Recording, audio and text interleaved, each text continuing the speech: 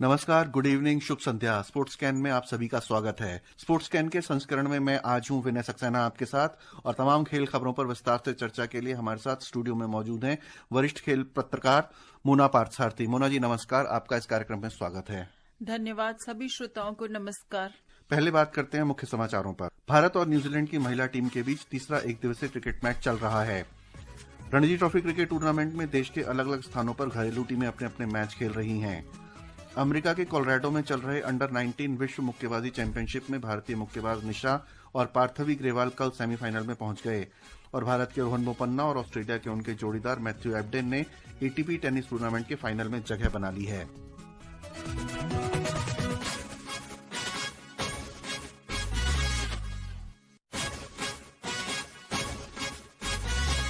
भारत और न्यूजीलैंड की महिला टीम के बीच अहमदाबाद के नरेंद्र मोदी स्टेडियम में तीसरा एक दिवसीय क्रिकेट मैच जारी है। न्यूजीलैंड ने भारत को 233 रन का लक्ष्य दिया। ताजा समाचार मिलने तक भारत ने 42 ओवर में 3 विकेट पर 221 रन बना लिए हैं। इससे पहले न्यूजीलैंड ने टॉस जीतकर पहले बल्लेबाजी करने का फैसला किया। न्यूजीलैंड ने 49 ओवर और 5 गेंदों में 232 रन बनाए और उनकी पूरी टीम आउट हो गई। भारत की तरफ से दीप्ति शर्मा ने 3, प्रिया मिश्रा ने 2, रेणुका सिंह और साइमा ठाकुर ने एक एक विकेट लिया। 3 मैचों की श्रृंखला में फिलहाल दोनों टीमें 1-1 से बराबरी पर हैं। पहले मैच में भारतीय टीम ने जीत दर्ज की थी, जबकि न्यूजीलैंड दूसरे मैच में विजयी रहा। मोना जी, जीत के कगार पर तो हम पहुंच ही गए हैं, और स्मृति मंदाना ने बहुत अच्छा शतक बनाया है और हरमनप्रीत ने भी अर्धशतकीय पारी खेली है। सीरीज हम जीत जाएंगे ऐसा लग रहा है जी। बट इस जीत के साथ ऐसा तो नहीं है कि जो कमियां नजर में आई हैं वो छुप जाएंगी और फिर सब ऐसे ही चलेगा, क्योंकि आज न्यूजीलैंड ने मिसफील्डिंग बहुत करी है। बिल्कुल, न्यूजीलैंड ने मिसफील्डिंग बहुत की है, और अगर हम अपनी गेंदबाजी देखें तो 5 विकेट 88 रन पे लेने के बाद हमने 232 रन तक उन्हें जाने का मौका दिया, बड़ी पार्टनरशिप बनाने का उनको मौका दिया, लूज छोड़ दिया उनको। बिल्कुल, मैदान के अब चारों तरफ उन लोगों ने शॉट्स खेले हैं, और गेंदबाजों के प्रदर्शन से जरूर निराशा लगी होगी, लेकिन अच्छी बात यह है कि जो सबसे अनुभवी 2 खिलाड़ी हैं, चाहे स्मृति मांधना हो चाहे हरमनप्रीत कौर, अच्छी पार्टनरशिप करी, बहुत जबरदस्त पार्टनरशिप, और एक जो परिपक्वता की बात करते हैं, मैच्योरिटी के साथ खेलने की, पारी को एंकर करने की जो हम बात करते हैं, वो आज देखने को मिला, क्योंकि पिछले दोनों मैचों में 5 और 0 रन पे आउट हुई थी मांधना। आलोचना से कहीं और हार से कहीं सीखा और बहुत जल्दी उभर के आया इस मैच में। हाँ, देखिए, भारत में है कि हम बिल्कुल बहुत ही जज्बाती हैं फैंस, और बहुत जल्दी आलोचना करते हैं, लेकिन विश्व कप में भी जिस तरह से ग्रुप चरण में ही भारतीय टीम बाहर हो गई थी महिलाओं के, उससे कहीं न कहीं ये दोनों खिलाड़ी, दोनों का सपना है विश्व कप जीतने का, और करियर के ट्वाइलाइट पे है, बहुत सीनियर खिलाड़ी, और करियर के हरमनप्रीत की अगर बात करें तो काफी सीनियर है, और शायद उनके करियर का ये ढलान है, और यहाँ जरूर उन्हें उम्मीद थी, निराशा हाथ लगी। तो ये सीरीज विश्व कप के बाद पहला ही मौका था खेलने का, और यहाँ पर वो इस सीरीज को जीतकर, खासतौर पे जबकि हमारी पुरुष टीम जो है वो टेस्ट श्रृंखला इसी न्यूजीलैंड टीम से हार चुकी है, तो कहीं ना कहीं न्यूजीलैंड मॉरल बूस्टर का काम करेगी। अब बात करते हैं घरेलू क्रिकेट श्रृंखला यानी रणजी ट्रॉफी की। रणजी ट्रॉफी क्रिकेट टूर्नामेंट में देश के अलग अलग स्थानों पर घरेलू टीमें अपने अपने मैच खेल रही हैं। सभी टीमों को 4 ग्रुपों में बांटा गया है। हर ग्रुप में 8 टीमें हैं। आइए सुनते हैं एक रिपोर्ट। महाराष्ट्र ने Ranji trophy group A match के आखिरी दिन आज मेघालय को 10 विकेट से हराकर बोनस अंक ले लिया। ग्रुप ए के दूसरे मैच में अगरतला में मुंबई और त्रिपुरा के बीच मुकाबला ड्रॉ रहा। गत चैंपियन मुंबई को पहली पारी की बढ़त के आधार पर 3 अंक मिले। बड़ौदा और उड़ीसा के बीच खेले गए मैच में बड़ौदा ने उड़ीसा पर 1 पारी और 98 रन से जीत दर्ज की।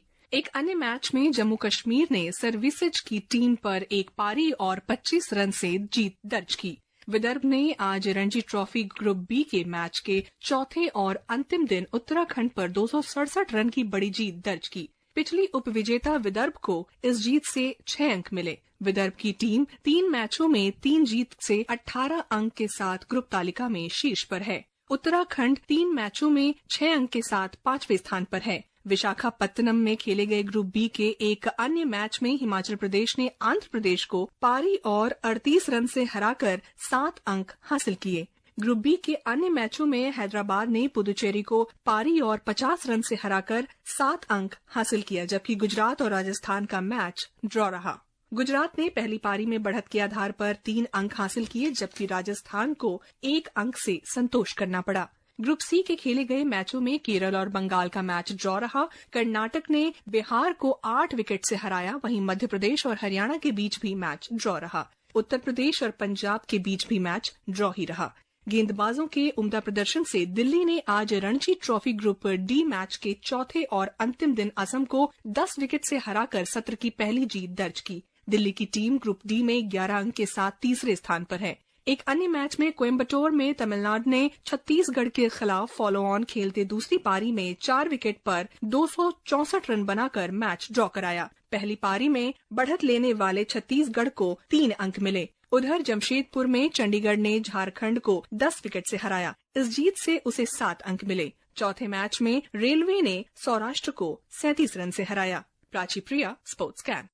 मोना जी, रणजी ट्रॉफी में जिन जिन खिलाड़ियों ने अच्छा प्रदर्शन किया है या करते रहे हैं पिछले कुछ सालों से, और जैसा कि अभी हमारी भारतीय क्रिकेट टीम की परफॉर्मेंस चल रही है, जैसा आपने अभी बताया अभी, तो क्या भारतीय चयनकर्ताओं की नजर इन खिलाड़ियों पर जाएगी और कुछ बदलाव भविष्य में हम देखें, या वही पुराने नाम, क्योंकि टीम की घोषणा हो गई 2 टेस्ट मैच हारने के बाद और वही नाम दिखाई दिए? देखिए, मेरा तो हमेशा से यही मानना है कि जब आप लाल गेंद के क्रिकेट के में खासकर टीम का चयन करते हैं तो आपको रणजी ट्रॉफी को ही आधार बनाना चाहिए।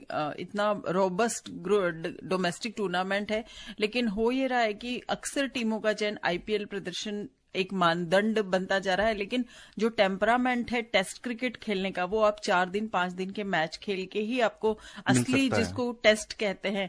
इसीलिए आपको अगर टीम में हार्दिक पांड्या या सूर्य कुमार यादव चाहिए तो आपको एक चेतेश्वर पुजारा या एक अजिंक्य रहाणे भी चाहिए ही चाहिए। जो हमने देखा था ऑस्ट्रेलिया में किस तरह से चेतेश्वर पुजारा ने बॉडी ब्लो झेले थे, और एक एंकर की भूमिका लंबे समय तक डट कर खेलने वाला खिलाड़ी चाहिए, क्योंकि स्ट्राइक रेट जो होता है वो कई बार मुझे लगता है ओवररेटेड रहता है। कि आप टेस्ट क्रिकेट में स्ट्राइक रेट की बात, बल्कि ज्यादा जरूरी ये होता है कि आप कैसे एंकर कर रहे हैं। टेस्ट क्रिकेट में तो टाइम ऑन क्रीज ज्यादा मैटर करता है। बिल्कुल मैटर करता है। और ये 2 टेस्ट मैचों की जो 3 टेस्ट मैचों की जो न्यूजीलैंड के खिलाफ श्रृंखला के पहले 2 मैच हुए हैं, इसमें हमने हमारी बल्लेबाजी का हश्र देखा। 46 रन, 100-150 के आसपास रन। तो उस एंकर की कहीं ना कहीं कमी खल रही है। और जैसे आपने कहा कि रणजी टूर्नामेंट है, और मुझे बिल्कुल लगता है कि चयनकर्ताओं की नजरें इसमें जरूर होगी। जो खिलाड़ी अच्छा खेल रहे हैं, टिककर खेल रहे हैं, लंबी पारी न केवल बैट्समैन, बॉलर भी। बिल्कुल, बॉलर्स भी जिस तरीके का प्रदर्शन है, क्योंकि लंबे लंबे स्पेल फेंकने होते हैं। ये 4 ओवर का क्रिकेट नहीं है कि आपने 4 ओवर डाले और उसके बाद आप इंजर्ड हो गए, एनसीए में चले गए, लंबे समय आपका रिहैब चल रहा है, आप खेल नहीं पा रहे। तो स्टेमिना की भी असली परीक्षा होती है।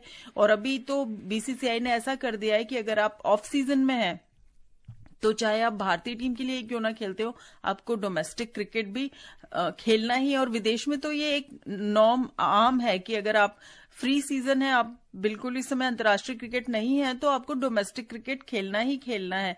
और अभी यहाँ पर 1-2 खिलाड़ियों को छूट दी गई है, लेकिन सबके लिए अनिवार्य कर दिया गया है, जो बिल्कुल जरूरी है। क्योंकि जो आपके डोमेस्टिक क्रिकेटर है, वो जब तक विराट कोहली को या रोहित शर्मा को, अगर बॉलर है वो बॉल नहीं डालेगा, या अगर बैट्समैन है वो मोहम्मद सिराज या रविचंद्रन अश्विन जैसे खिलाड़ियों का सामना नहीं करेगा, तो वो सीखेगा कैसे? बिल्कुल, क्योंकि अंतर्राष्ट्रीय स्तर के खिलाड़ी हैं, अगर हमारे खिलाड़ी उनका सामना नहीं करेंगे तो फिर कैसे चलेगा? अमेरिका के कोलोराडो में चल रहे अंडर 19 विश्व मुक्केबाजी चैंपियनशिप में भारतीय मुक्केबाज निशा और पार्थवी ग्रेवाल कल सेमीफाइनल में पहुंच गए। निशा ने इटली की वसालो मार्टिना को 5-0 से हराया। पार्थवी ने भी इटली की डेल एनमारिया को 5-0 से मात दी। कृष्णपाल ने अल्जीरिया के मोहम्मद अब्द समद को हराकर जीत का सिलसिला जारी रखा। प्रतियोगिता के आज तीसरे दिन भारतीय मुक्केबाज टी सुप्रिया देवी, ऋषि सिंह, सुमित, राहुल कुंडू और हेमंत सांगवान अलग अलग श्रेणियों में क्वार्टर फाइनल मैच खेलेंगे। जूनियर लेवल पे और अन्य स्पर्धाओं में तो हम जीत जाते हैं जी, बॉक्सिंग में जी, बट फिर ये प्रतिभाएं कहाँ चली जाती हैं? बिल्कुल, यही जो ग्रूमिंग की जो हम बात करते हैं कि अगर एमसी मैरीकॉम, निखत जरीन या लवलीना बोरगोहेन के बाद जो अगली जमात, या लड़कों में भी जो अगली जमात के बॉक्सर हैं, वो हमें तैयार करने, हम रोड टू एलए की बात करते हैं, 2028 ओलंपिक की बात करते हैं। तो इन्हीं प्रतिभाओं को जो अभी सब जूनियर खेल रहे हैं या अभी जूनियर खेल रहे हैं उन्हीं को आगे तक ले जाने की जरूरत है और उसके लिए सबसे ज्यादा जरूरी है एक्सपोजर। ज्यादा से ज्यादा टूर्नामेंट खेलना जरूरी है और एक आध टूर्नामेंट 2 टूर्नामेंट में नाम सामने आते हैं और फिर वो अचानक से गायब हो जाते हैं। तो ये जो मैकेनिज्म है ऐसा कुछ करना होगा कि प्रतिभाओं को ट्रैप करने के लिए आपने बहुत सारी स्कीम्स है कि जैसे क्रिकेट में बेंच स्ट्रेंथ है, हमारे यहाँ भी इन खेलों में अगर बेंच स्ट्रेंथ बने तो पूल बड़ा होना बहुत ज्यादा जरूरी है। जब भी हम पदक की बात करते हैं तो वही गिने चुने 3-4 नाम आप सामने आते हैं और उसके बाद अगर वहां से निराशा हाथ लगती है तो एक सिर्फ बात पदक की नहीं है, बात अगले जनरेशन के प्लेयर्स को इंस्पायर करने की भी है। तो जब तक आप ओलंपिक जैसे आयोजन में या एशियन गेम्स में मेडल्स नहीं दिखेंगे तब तक कोई अगली पीढ़ी के खिलाड़ी तैयार नहीं होंगे। तो बिल्कुल जरूरी है कि एक बड़ा पूल बनाया जाए, अच्छे ट्रायल्स हो, कंपटीशन में भेजने से पहले जबरदस्त प्रतिस्पर्धा हो, किसी के चयन की कोई गारंटी ना हो, वो ज्यादा अच्छा है। जी बिल्कुल। और श्रोताओं, भारत ने न्यूजीलैंड को एक दिवसीय क्रिकेट मैच हरा दिया है। भारत ने 233 रन का लक्ष्य 44वें ओवर में 4 विकेट खोकर पूरा कर लिया और श्रृंखला 2-1 से जीत ली है। स्मृति मंधाना ने शतक बनाया और हरमनप्रीत ने भी शानदार अर्धशतकीय पारी खेली। यहाँ सीरीज तो जीत गए हम, लेकिन फिर वही बात है कि अब आगे क्या। देखिए, अब सबसे महत्वपूर्ण बात यह है कि अभी अभी ताजा विश्व कप की हार को भुलाकर एक मॉरल बूस्टर सीरीज और एक बहुत अच्छी टीम से सीरीज हमने जीती है। चैंपियन टीम से सीरीज हमने जीती है, तो काफी अनुभवी खिलाड़ी है उस टीम में भी, तो एक आत्मविश्वास तो बढ़ेगा ही। और खास तौर पे मैंने बार बार कहा कि जो आलोचना हो रही थी इन दोनों खिलाड़ियों की, स्मृति और हरमनप्रीत की, वो बिल्कुल कम होगी और ये बहुत अच्छा संकेत भी है दोनों के लिए। अब बात करते हैं टेनिस की। भारत के रोहन बोपन्ना और ऑस्ट्रेलिया के उनके जोड़ीदार मैथ्यू एबडेन ने एटीपी टेनिस टूर्नामेंट के फाइनल में जगह बना ली है। एटीपी फाइनल्स का आयोजन इनाल्पी एरेना में 10 से 17 नवंबर तक होगा, जिसमें दुनिया की सिर्फ शीर्ष 8 जोड़ियां ही हिस्सा लेंगी। बोपन्ना और एबडेन ने लगातार दूसरे साल एटीपी फाइनल्स के लिए क्वालिफाई किया है। बोपन्ना की नजरें अपने पहले एटीपी फाइनल्स खिताब पर टिकी हैं।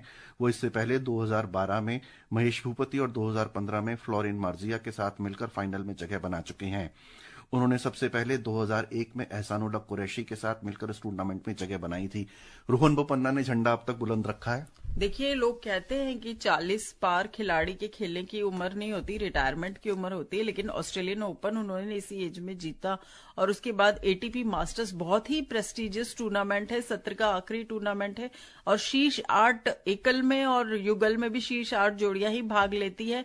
और यहाँ रोहन बोपन्ना भी करियर के अंतिम पड़ाव में है और वो बिल्कुल उस जीत के साथ विदा लेना चाहते होंगे कहीं ना कहीं, क्योंकि ये उनका सपना है, क्योंकि अभी तक वो जीत नहीं पाए इसको। बिल्कुल जीत नहीं पाए। उन्होंने ग्रैंड स्लैम जीत लिया है युगल में, लेकिन एटीपी मास्टर्स हर बड़े खिलाड़ी का सपना होता है कि एक मास्टर्स टूर्नामेंट का जो प्रेस्टीज है, क्योंकि शीर्ष 8 खिलाड़ियों के बीच ही मुकाबला है, अन्य 7 जोड़ियों को हराना कम नहीं होता। वो सारे एक से बढ़कर एक होते हैं। और जो टेनिस है उसमें शीर्ष 8-10 खिलाड़ियों में बहुत ज्यादा अंतर होता नहीं, वो मैच डे परफॉर्मेंस की ही बात होती है। तो कहीं ना कहीं ये एक अधूरी जो ख्वाहिश है वो होप्सो के पूरी हो जाए इस बार। जी बिल्कुल। और अब चर्चा करते हैं कुछ अन्य खेल खबरों पर। मोहन बागान सुपर जायंट कल शाम 7:30 बजे गच्ची बावली में जीएमसी बाल योगी एथलेटिक स्टेडियम में खेले जाने वाले इंडियन सुपर लीग 2024-25 मुकाबले में मेजबान हैदराबाद एफसी को चुनौती देंगे। आईएसएल में दोनों टीमों ने अब तक आपस में 12 मैच खेले हैं, जिनमें से हैदराबाद एफसी ने 2 मैच जीते हैं। मोहन बागान सुपर जायंट ने 5 मैच जीते हैं और 5 मैच ड्रॉ रहे हैं। मस्कट में खेले जा रहे WTT कंटेंडर 2024 टेनिस टूर्नामेंट में भारत के पायस जैन चीन के युवान लिसेन से क्वालिफाइंग राउंड में 3-11, 11-8, 11-9 और 11-7 से हार गए। और श्रोताओं, समय हमें इजाजत नहीं दे रहा है कि हम और खेलों पर चर्चा करें, तो मोना जी आप स्टूडियो में आई और हमारे साथ विस्तार से खेल खबरों पर चर्चा की, इसके लिए बहुत बहुत धन्यवाद। और श्रोताओं, स्पोर्ट्स कैन की टीम के साथ मुझे यानी विनय सक्सेना को इजाजत दीजिए। नमस्कार।